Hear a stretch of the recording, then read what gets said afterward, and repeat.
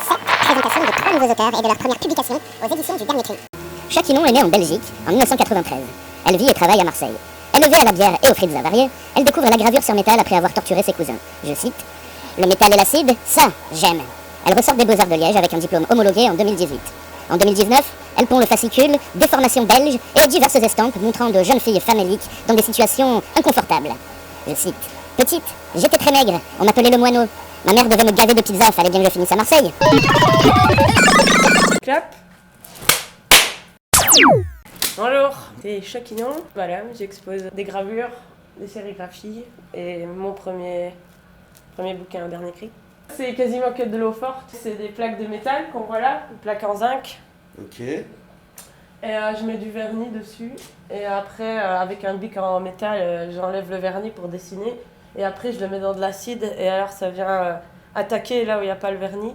Et du coup, ça creuse des sillons, tu vois. Et après, je mets de l'encre que j'enlève gentiment et je l'imprime sur cette presse. Et puis voilà. Et après, on en a transformé en... Enfin, ça, c'est une gravure que j'ai transformée en sérigraphie. Mais ça, c'est une peinture sur un collage qui n'a rien à voir. Voilà. Okay. Il y a une thématique spéciale? Il n'y a pas une thématique générale. Enfin, pendant longtemps, je travaillais sur les photos de famille en mettant un peu mon ressenti là-dedans. Et puis après, je passe à autre chose. Mais après, c'est juste... le truc, je dirais, qui revient, c'est une espèce de truc malaisant. Où je fais pas forcément exprès. Bah, tout le monde dit que c'est malaisant, mais je sais pas. Puis après, il y a des trucs que j'ai inventés. Il y en a plusieurs, c'était pour une commande d'expo sur les tabous et les non-dits. Voilà. Et tu peux nous dire un peu plus, parler un peu plus de ton bouquin alors? Le bouquin, que dire il a un bel orange fluo. C'est toi qui as choisi les couleurs? Ouais, c'est simple, là, c'est 2 couleurs, mais Okay. j'adore le orange fluo. Je suis belge, D'accord. d'où le déformation belge, qui n'est pas de moi. On aime bien se foutre de ma gueule parce que je suis belge, alors il fallait absolument le rajouter dans le titre. Et parce que c'est que des... Enfin, c'est beaucoup de photos de famille, et du coup, ils sont tous déformés, voilà. Ok, très bien. Le livre, c'est que des gravures transformées en sérigraphie. Et donc le livre, c'est déformé. Il a été imprimé à combien d'exemplaires? 150 exemplaires. 150. Et on peut le trouver où? Au Dernier Cri. Au Dernier Cri. Au Sterput, à Bruxelles. Ouais, c'est tout. Okay. Et sur les différents festivals où on se rend. D'accord. Est-ce que tu as un site où on peut regarder ton travail? Ouais. Il y a Behance, un espèce de portfolio international en ligne, Behance, et Facebook. J'essaye de me mettre à Instagram, mais j'ai beaucoup de mal avec les réseaux sociaux, je sais pas. Je suis pas très... Alors donc il faut chercher, qu'est-ce qu'il faut chercher sur Behance? On met mon nom, Chakinon, Charlotte Kinon. D'accord. Voilà, okay. tout simplement. Super. Moi j'ai toujours dessiné, et surtout que j'ai jamais eu la télé chez moi. Voilà. Puis la gravure, ça fait 4-5 ans. Commencé par hasard.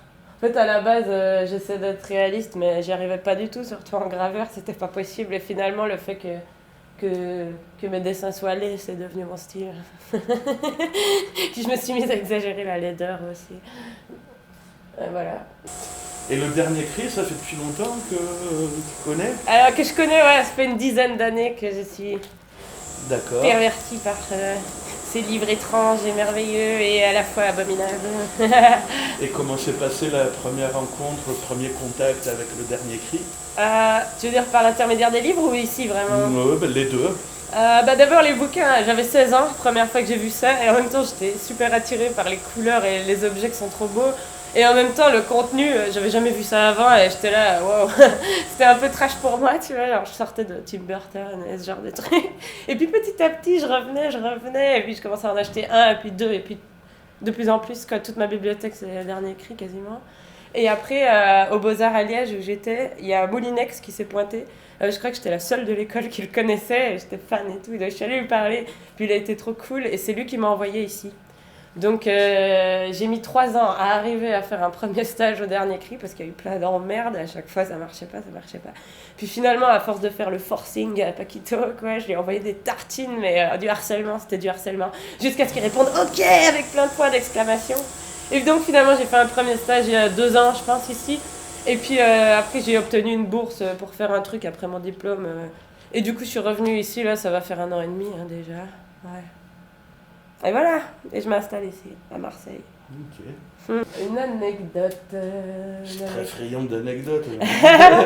Bah, j'ai eu beaucoup d'ennuis pour ce bébé. L'original, on m'a bloqué mon compte Facebook 3 fois. Et après, on m'a forcé à supprimer plein de trucs. Et maintenant, je crois que je suis dans le radar. Parce que dès que je poste un peu de téton, clac, on me bloque, on me censure tout le temps. C'est un peu emmerdant, mais bon. Il y a pas mal de gens qui trouvent ça abject, on m'a déjà dit ça. Pas que ça. Mais abject, je trouve ça un peu fort quand même. Ou les petites filles, on m'a dit, ouais, enfin bon. Ou ma famille, des fois, ils sont pas toujours fans non plus. Ma mère, quand elle fait, mais c'est moi ça, oh quelle horreur. Ouais, donc j'évite d'offrir des portraits de ma mère à ma mère. Elle est pas très emballée. L'image, enfin en fait, il y a 8 images qu'on m'a commandées pour une expo il y a un peu plus d'1 an à Liège, qu'on avait affichées en immense sur un bâtiment dehors. Et en fait, à la première affiche qu'on a posée, les flics sont arrivés parce qu'une vieille avait porté plainte. Et par hasard, il y avait une journaliste qui passait dans la rue et du coup, elle a fait un article là-dessus et enfin, c'était drôle.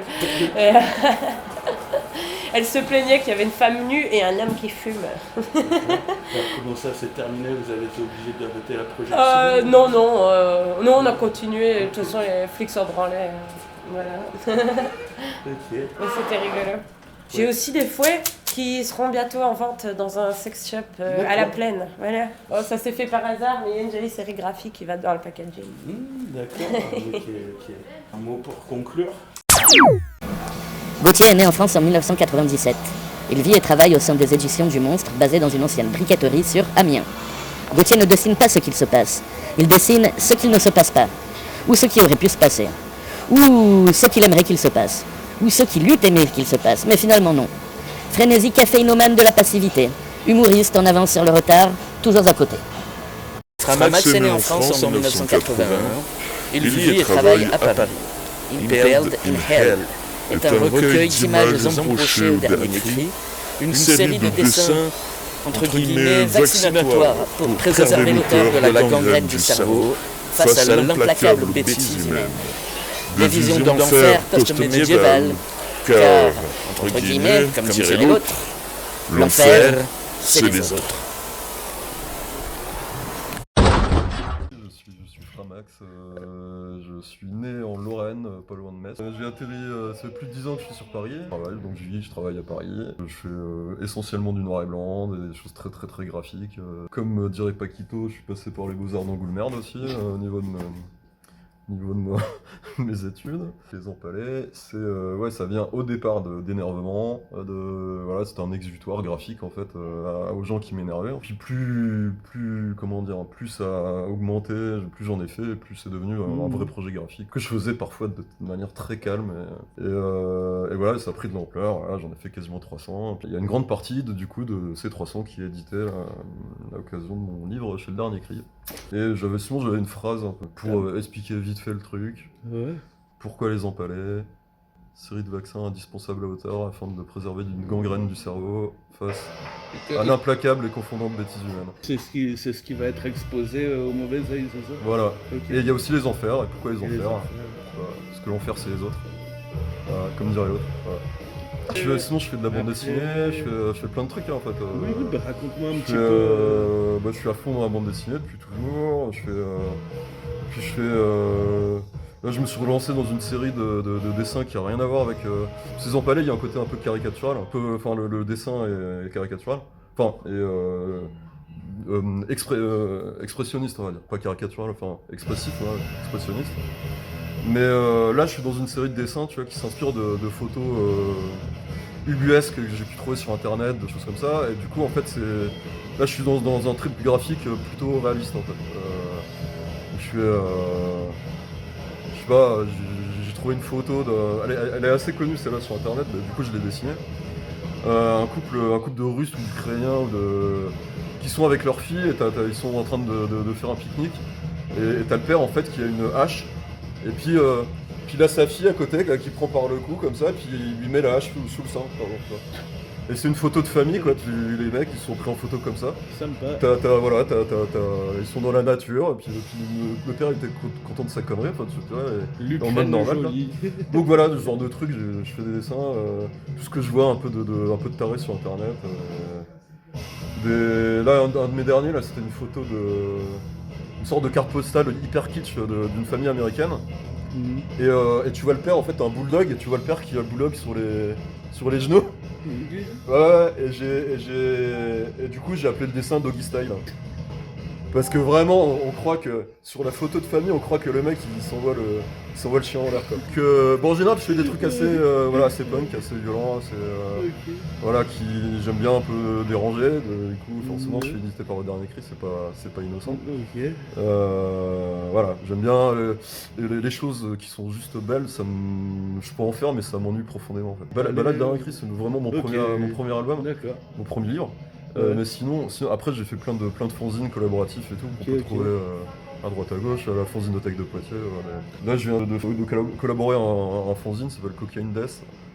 Et le collectif, en fait, auquel je viens c'est les Coït Dadaïstes. Il y a pas longtemps, j'ai fait un fanzine qui s'appelait Lascaux, de Michel Lascaux. Et en fait, le but du fanzine, c'était de jouer avec c'était de l'image cachée. Et du coup, en fait, j'ai fait un agglomérat avec plein de têtes, plein de trucs comme ça, mais en fait, caché là-dedans, tu pouvais voir la forme d'un crâne, en fait. Mais mon premier vrai livre, c'est ici. D'autres... Si, voilà, je te parlais du prochain projet donc, je suis dans la BD. Et BD, pareil, j'aime bien aller autant du côté de la bande dessinée humoristique que des trucs plus fantastiques, réalistes fantastiques. J'aime bien passer enfin, c'est toujours noir et blanc, mais j'aime bien aller d'un style à un autre. Tu vas passer de la caricature à un truc plus réaliste, à un truc plus ambiance plus glauque, plus noire. Je suis sur une BD, une sorte d'enquête policière, mais qui se barre complètement en couille, en fait. Voilà, j'aime bien. En fait, je peux jamais avoir un seul projet parce que je m'ennuie assez rapidement. Donc je navigue toujours au moins sur minimum 2 projets, en fait. Okay. Et là, je t'avais parlé du projet graphique autour des photos internet, des trucs comme ça. Là, il y a un autre trip graphique après les empalés qui se rapproche plus de mon trip. Qui est plus cousin des empalés. Là, je fais un trip, je me suis lancé dans des mutants. Donc voilà, donc des mecs, j'en ai sur mon portable si ça peut.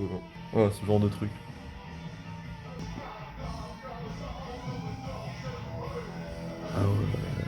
Voilà, il y en a un autre. Voilà. Voilà, ça c'est mon nouveau trip graphique.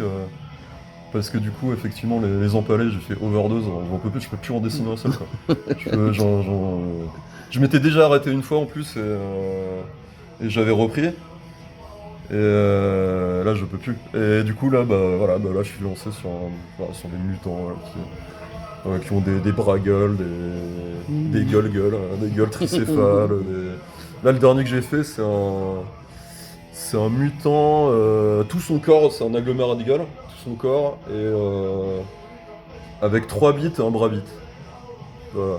C'est bon, ça paraît, mais ça semble pas le cas, là. Si, ça vient de... La lumière s'est éteinte. Là, en fait, il va sortir un cadre. Il a passé un produit chimique pour faire que le dessin, là, l'espèce de calque sur lequel ça va s'imprimer sur le cadre, là, ça puisse insoler.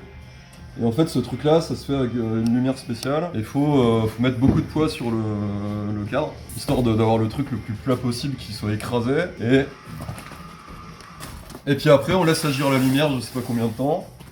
Et voilà, ils sont où le reste, là? Ah ouais. Où il fuit celui-là un peu. Bon, du coup, voilà, j'ai fait le tour, hein, quoi. Voilà, plein de poids.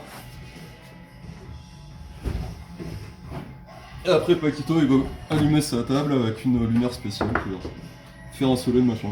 UV. Voilà. On filme pas, Paquito.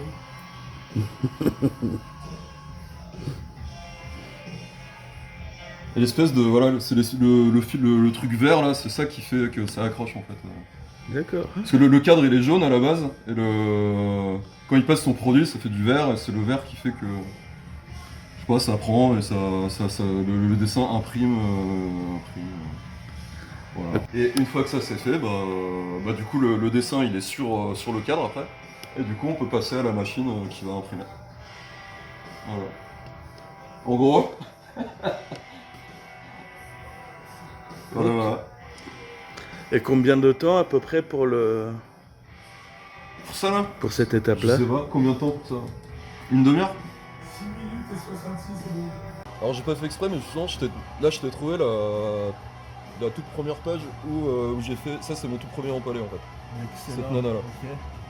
Et deuxième, troisième, c'était pas. Et en fait ce que je t'expliquais c'est que avant, dans ma poche, dans mon portefeuille, j'avais toujours une. Je travaillais, je faisais des grilles de dessin. Là, les premières elles sont comme ça en fait, tu peux les replier comme ça. Ok. À chaque fois je faisais un dessin, tac, tac, j'étais dans le métro, dans un bar, tac, tac, tac, et puis à la fin je dépliais, j'avais ma planche de dessin, tu vois. Ok. Et au départ je faisais des gueules, je faisais un peu n'importe quoi, tu vois, enfin ce qui me traversait par l'esprit et tout. Puis j'ai commencé à faire des empalés, tu vois, un petit peu, puis de plus en plus, tu vois. Tu vois, dans les premières pages, il y en a 1, 2, 3, il y en a pas des masses. Tu vois, ça c'est un petit collage, je l'avais fait ailleurs, je l'ai recollé sur la feuille, machin, aussi. Les premiers que j'ai fait, j'étais ultra vénère. Par genre un mec qui m'avait fait chier dans le métro, une nana au téléphone là, qui te trimballe de service en service. Donc la première empalée, c'est une nana qui m'avait saoulé, et ça c'est très MeToo. Ça démarre comme ça, et puis jusqu'à ce que je me dise, putain, ça peut carrément faire un projet graphique, ça. Ouais. Donc après, j'ai fini deux pages comme ça que je me trimballais et tout, avec de temps en temps des empalés. En fait, après, j'ai fait que des empalés. Je fais des pages complètes en fait, toujours sur mes petits bouts de papier. Après, je les découpais, après, je les assemblais. Je faisais des grilles de 8 dessins, tu vois. Alors, j'ai très peu fait d'empalés qui ressemblent vraiment aux gens. Donc, les premières pages. Elles ressemblaient à ça. Tu vois, c'était plus. Voilà, il y avait un peu de tout, des gueules, voilà, un cyclope, un Christ, un mec qui poignarde un autre, des trucs comme ça. Et à la fin, c'était plus que des. Quand je me suis vraiment lancé dans le projet, c'était plus que des trucs comme ça. Et ça, c'est vraiment les feuilles originales que tu ça, c'est les originaux, ouais, ça c'est les originaux. Et comment enfin, tu là, faisais, elles sont sous plastique. je sais pas, dans le métro avec le stylo que t'avais, enfin, je sais pas comment ça s'appelle. En fait, j'avais toujours un stylo comme ça, dans le métro, avec un pilote Pure Liquid Ink, avec un petit bout de papier comme ça. J'avais une petite feuille, voilà, c'est rabattu par 4. Puis du coup, ça, en fait, ça j'avais toujours dans mon portefeuille. Et du coup, en fait, c'est la taille. Bon, je redessinais, je faisais un petit cadre. En fait, c'est la taille de chaque empalé, en fait. D'accord. Tu vois. Ok. Donc voilà un peu le principe. Et puis de fil en aiguille, j'en ai fait 50, j'en ai fait 100, j'en ai fait 150. Et au final, je crois que j'en ai fait 260, enfin quasiment 300, quoi, en fait.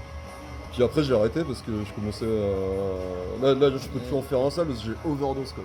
Ça, c'est ma page centrale. Voilà. Ça, c'est la page centrale. Tu vois, les deux trucs, ça colle. Ouais, voilà, c'est un démon à. Je sais pas combien il a de bras. Un démon à 8 bras. Il a un ventre gueule. Au niveau du sexe, il a aussi une gueule. Un peu de lion aussi, une gueule de lion qui est en train de bouffer un pêcheur.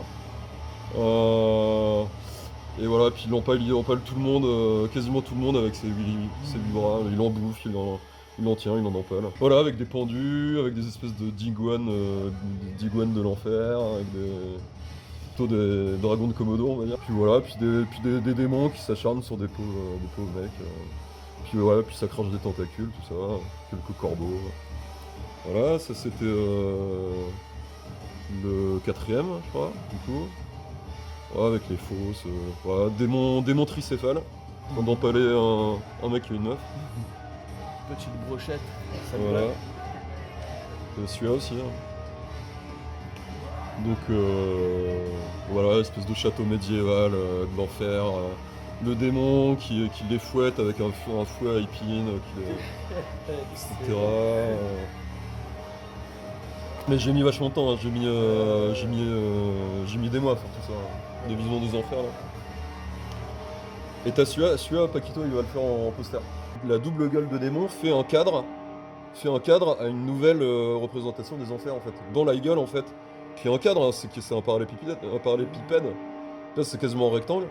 Et dedans, il y a plein de, voilà, il y a plein de, pareil, plein de pêcheurs, plein de mecs qui se font supplicier.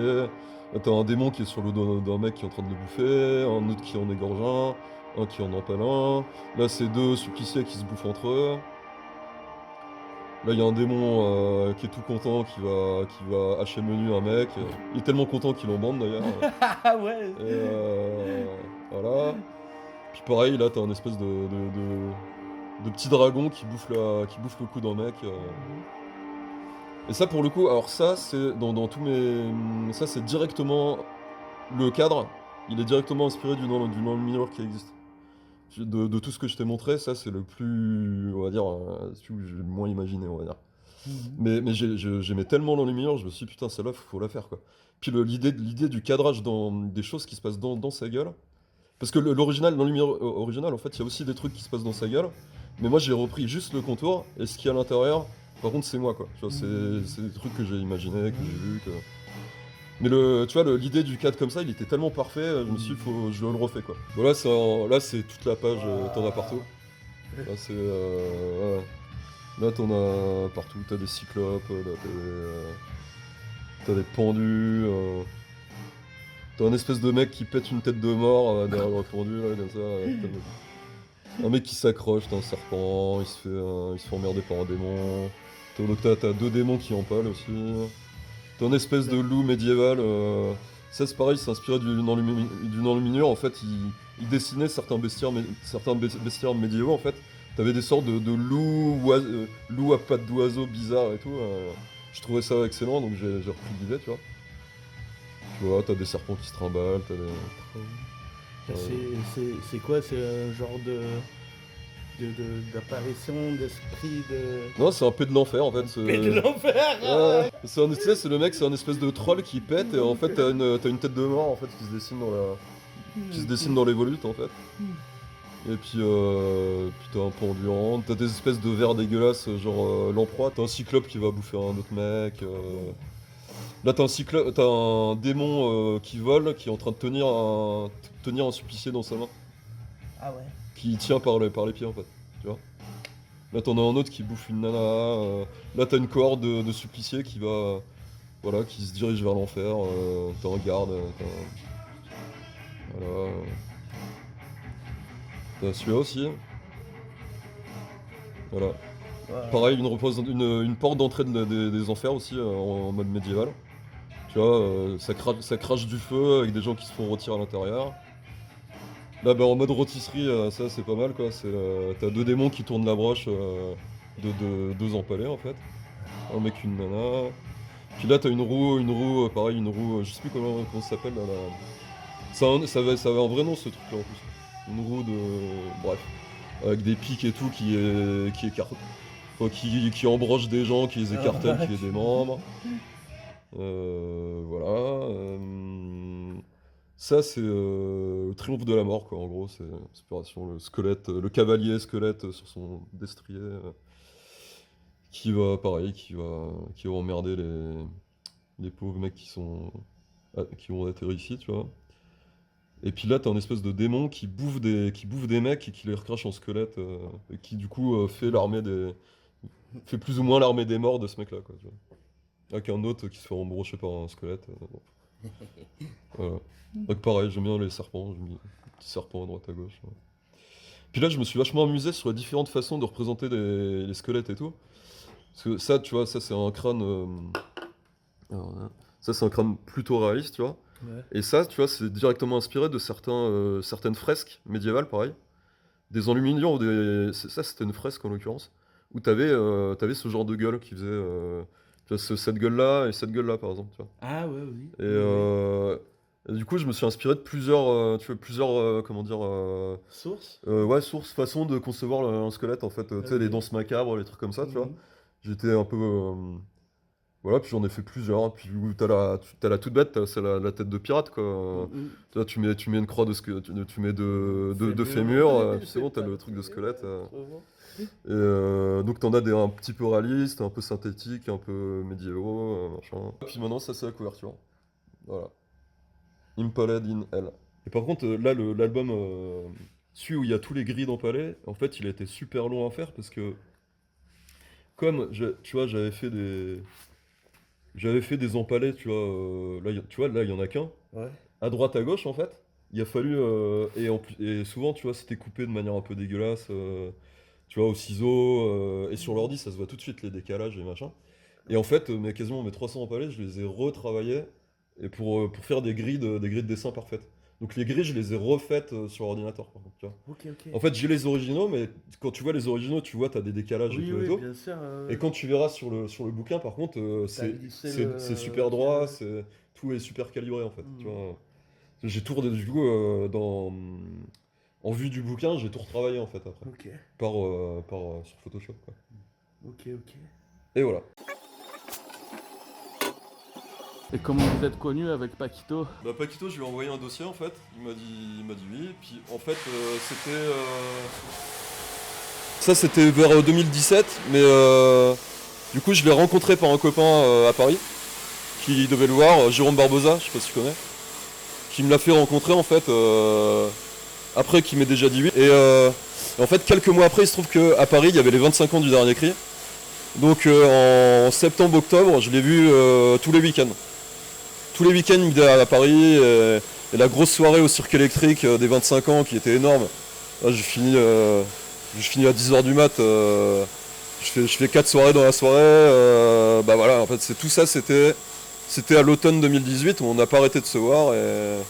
Et après, et en décembre, je suis venu à Vendetta pour la première fois, pareil, l'an dernier. Et là, du coup, c'est ma deuxième fois à Marseille. Et je reviens pour Vendetta en décembre. Voilà. Puis du coup avec l'exposition au mauvais œil dans la foulée. Voilà. Et je pense qu'on a fait le tour là, non? Un mot de la fin? Bah, lisez mon livre. Achetez-le.